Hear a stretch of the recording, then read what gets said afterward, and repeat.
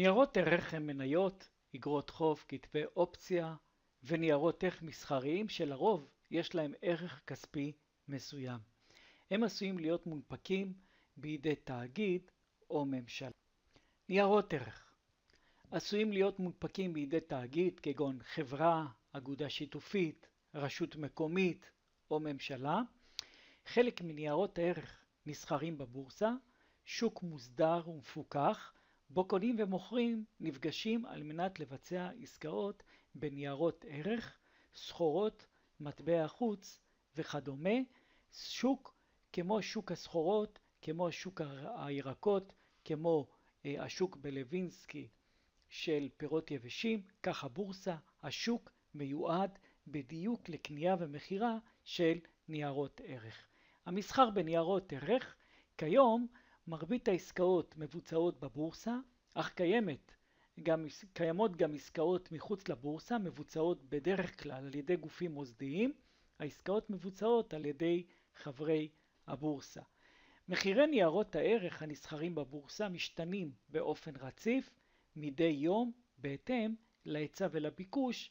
אנחנו עוד נראה את זה בהמשך. ועכשיו נדבר קצת על סוגי ניירות הערך. נדבר על מניה. מה זו מניה?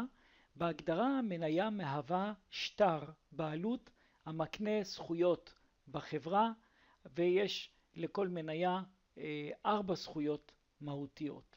הזכות הראשונה זה הזכות להשתתף ולהצביע באספות הכלליות. לכל מי שיש מניה אחת הוא זכאי לבוא ולהצביע. הזכות לקבל דיבידנדים. החברה אינה חייבת לחלק דיבידנדים, אבל אם היא מחלקת דיבידנדים אז מי שיש לו מניה יקבל דיבידנד.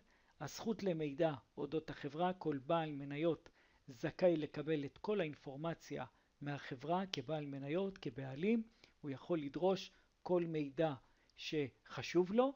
והזכות לקבלת נכסי החברה במקרה של פירוק.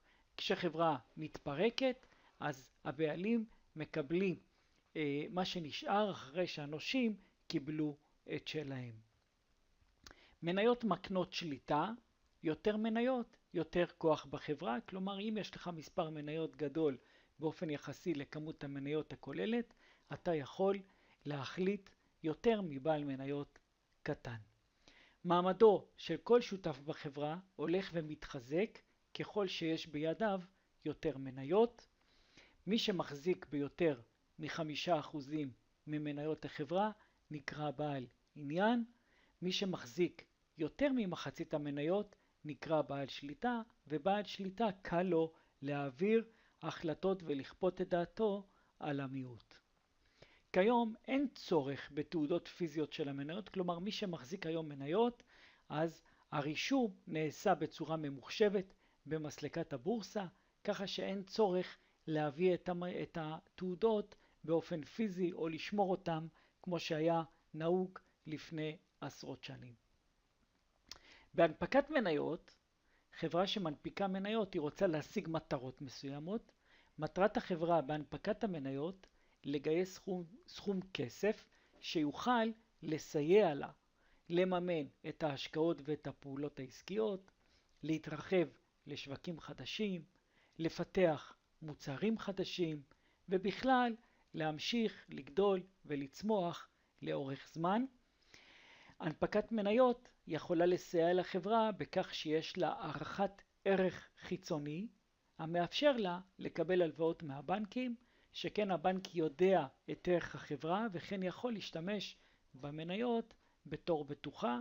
כלומר, הוא יכול להגיד לבעלי החברה, תנו לי את המניות כבטוחה, אני אתן לכם הלוואות. זה מה שקורה בחברות ציבוריות. וכן לבצע עסקאות למכירת חלק מהחברה במחיר שהוא באזור מחיר השוק. כלומר, מחיר השוק הוא איזה סמן לכך שזה הערך הכלכלי של החברה, ואפשר לקנות ולמכור את המניות לצורך מימוש.